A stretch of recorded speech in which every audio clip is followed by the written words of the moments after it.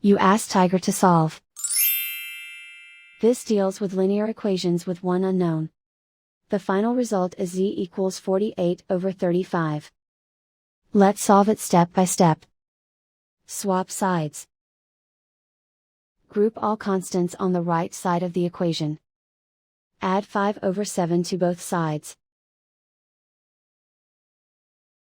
Group like terms. Combine the fractions. Combine the numerators.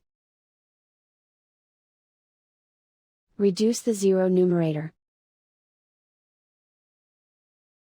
Simplify the arithmetic. Combine the fractions. Combine the numerators. Isolate the z.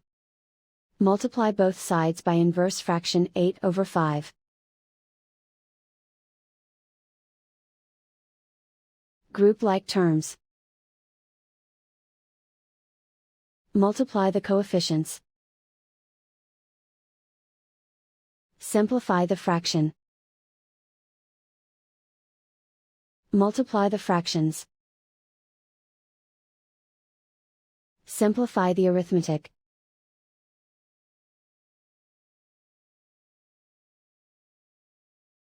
And so the final result is z equals 48/35.